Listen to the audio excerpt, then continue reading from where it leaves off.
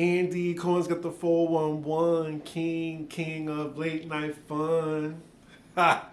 So yeah, why am I dressed like this? I just came from Watch What Happens Live. So I was like, let me just film this review because I'm late, but I have a good reason. I have an excuse. The Clubhouse was so fun. To hear about my experience, I'm gonna talk about it on this week's Pop Roast, so y'all look out for that. But anywho, this is my review for The Real Housewives of Salt Lake City, Episode 2. So we open up the episode with my fave, Whitney. She's in the house with her husband. They're going through their schedule for the day, and you know, since Whitney isn't quite a housewife anymore, she got a business. They found out that they both can't pick up their son from school. So she then tells her son, you're gonna have to walk home. Her son is 8. I mean, in this day and age, I probably wouldn't let my 8-year-old son walk home by himself. He's just looking at her like... So next we're checking on what Lisa doing, and I swear every time I see her family, I mean, no offense to her kids, but they really need some sunlight. Like, take them boys to like Miami or a tanning salon, something. You think I'm looking at the Addams family? Like, it's crazy because she's not pale, but the rest of them are. Maybe she really just sucks the life out of them with her personality. So now we checking in on Meredith. And she's going into her son's room. And like I said last season, if y'all were watching, her son is just so awkward. Or maybe he's just that Riley awkward. Y'all know Candy's daughter? Like, just maybe he's just shy with the cameras. That is an ugly bedspread. I mean, I know it's Gucci, but it's pretty ugly. And speaking of Mary, every time I see her, I see Lorianne Gibson. Do y'all see it? Because I do. They don't have the most awkward conversation. She's like, you only got water and milk in your fridge? How was your day? So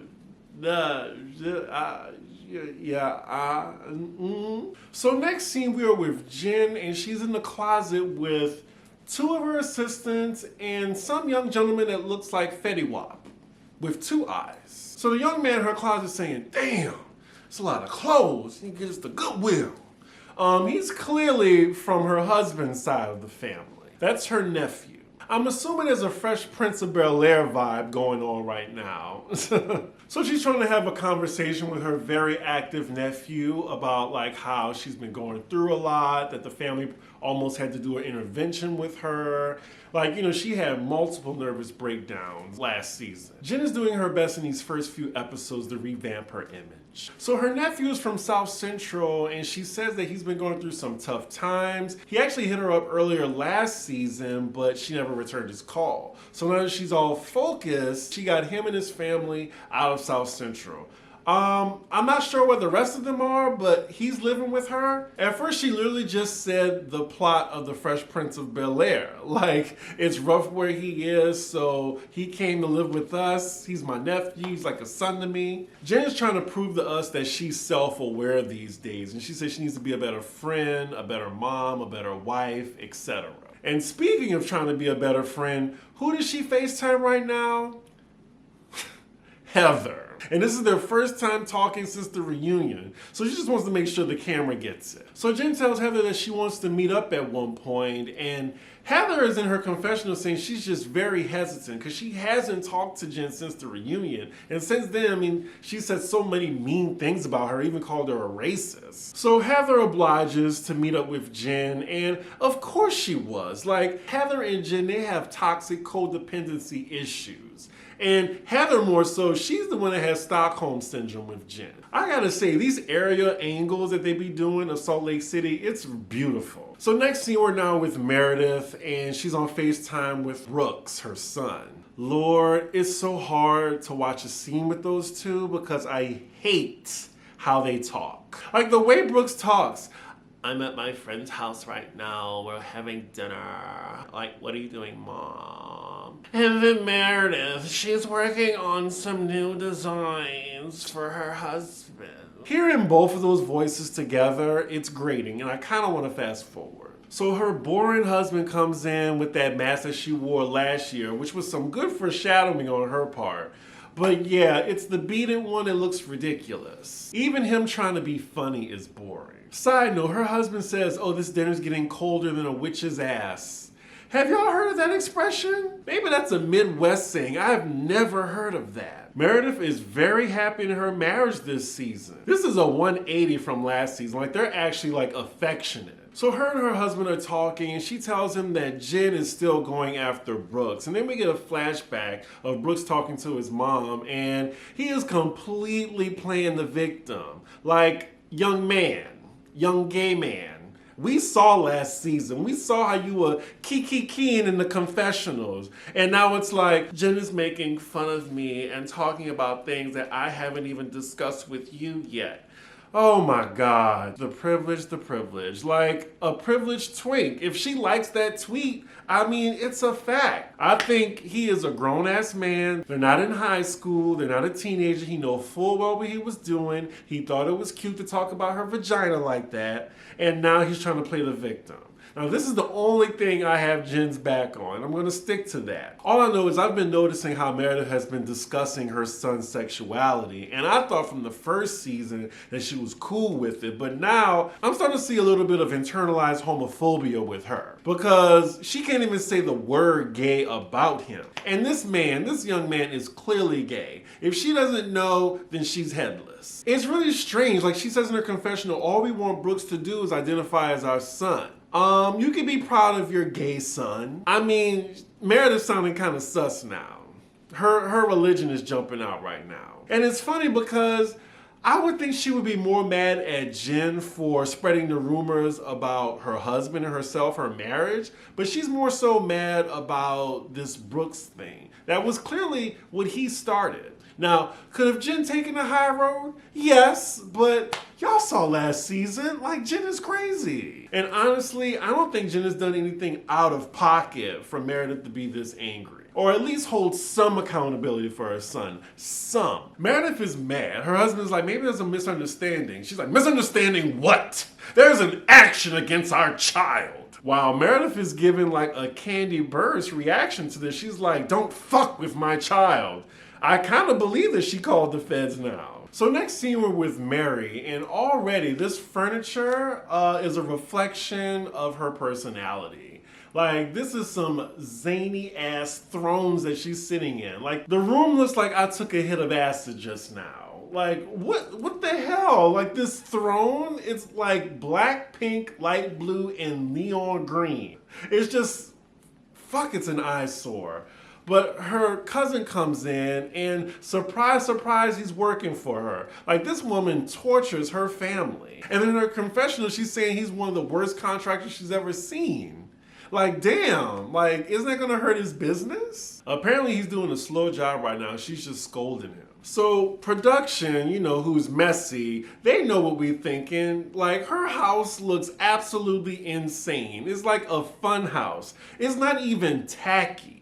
Like, I'm trying to think of a word. It's beyond tacky. It's tacky cubed. Not square, cubed.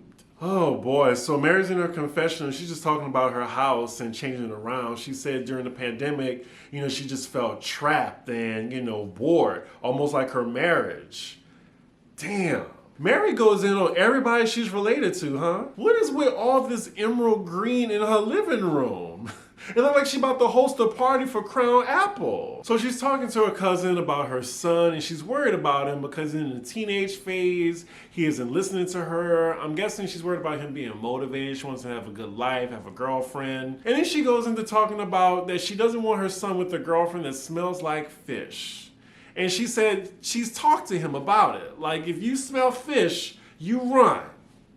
What am I watching right now? And why is her cousin calling her ma'am when they're in the same age range? It's just all so strange. So next scene we're with Lisa and a new cast member, Jenny. They're on their way to meet up with Jen for drinks. So Jen has not met Jenny yet. Jen and Jenny.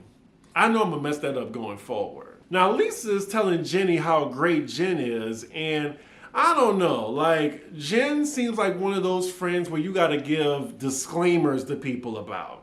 I have friends like that too. Like, just letting you know, this person, they might seem a little off, but they cool. So Lisa and Jenny arrive at Jen's house. They meet each other. Everything's cool. So then they all sit down, and Lisa tells Jen that she recently went to Meredith's house for Shabbat, and she came up as a topic of conversation. Lisa's definitely trying to be mediator right now. She's trying to communicate what Meredith said to Jen. Jen doesn't understand the hurt feelings because she says she apologized countless times.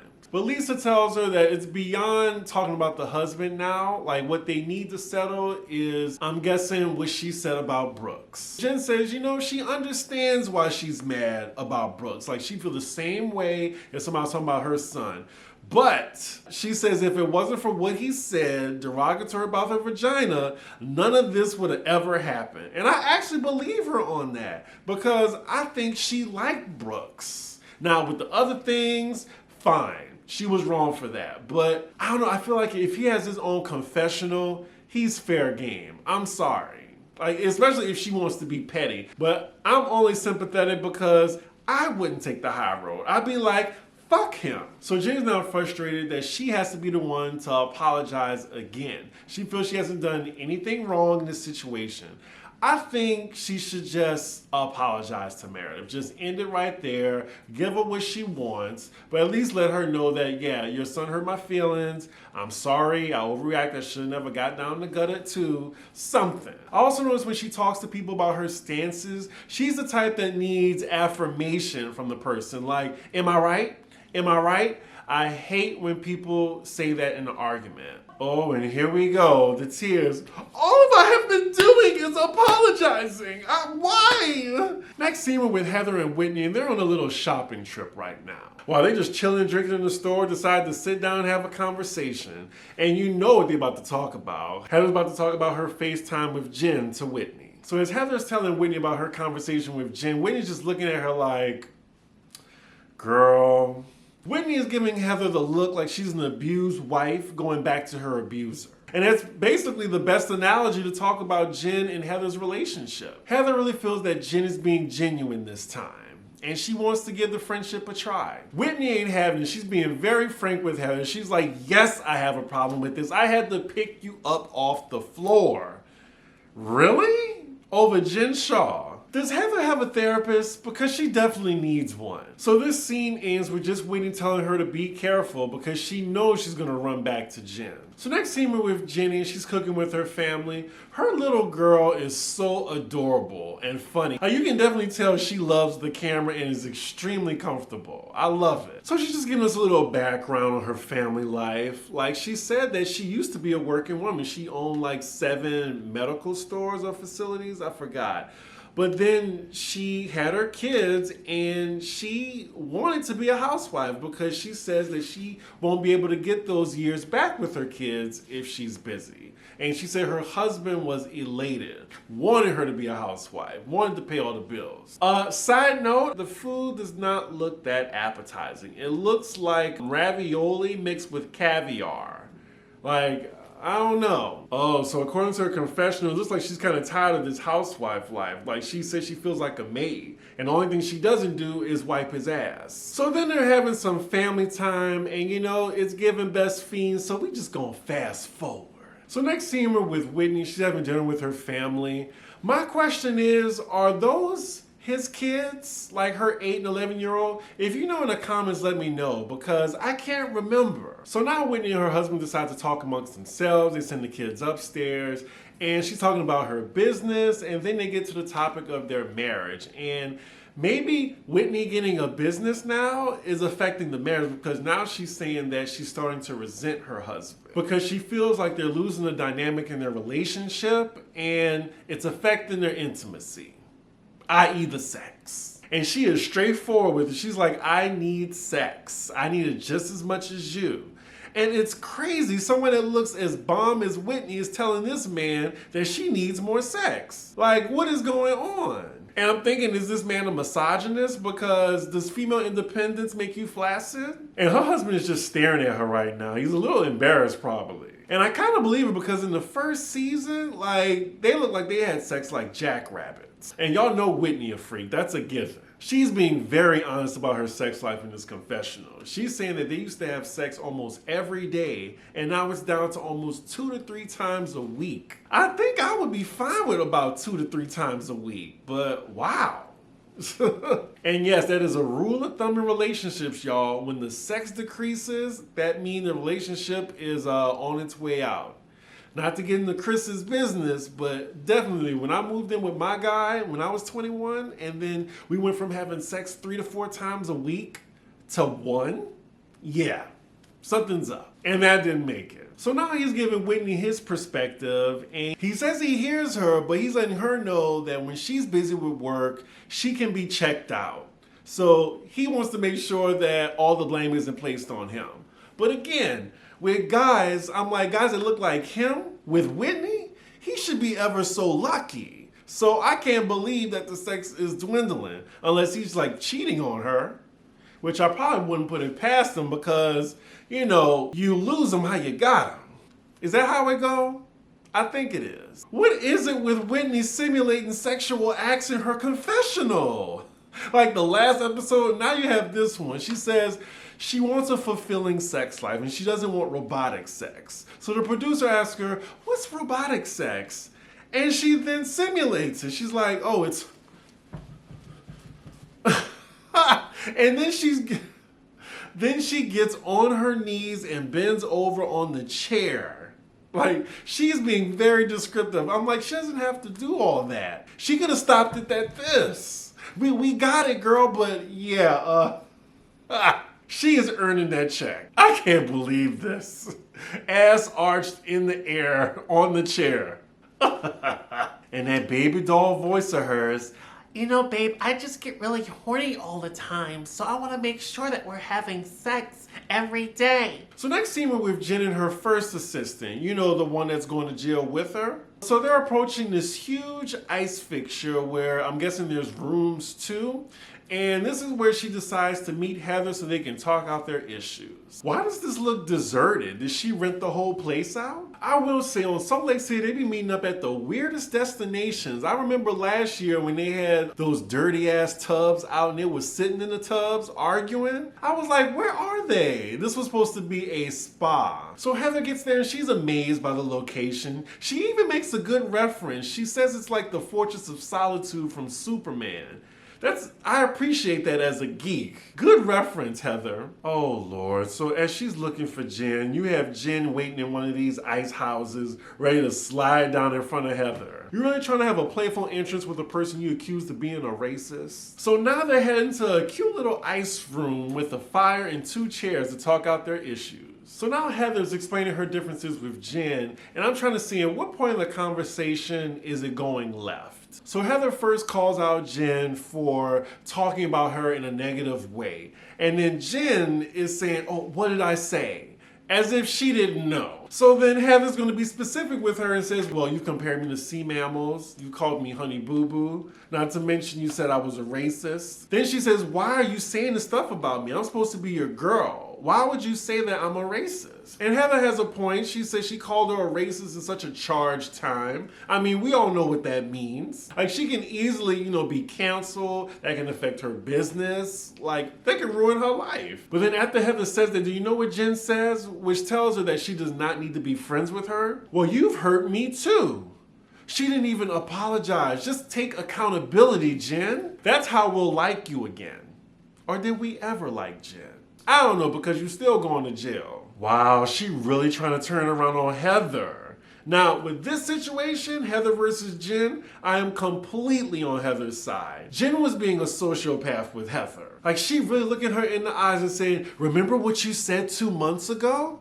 No, how about you just take accountability if you really want Heather's friendship back? Jeez, Jen will not apologize. Like, Heather's saying, like, so that's what you do to retaliate after the reunion is you go after me like this, like my kids see this? Wow, she is just bold-faced lying to Heather right now. She's like, well, I didn't say that. You shouldn't believe it.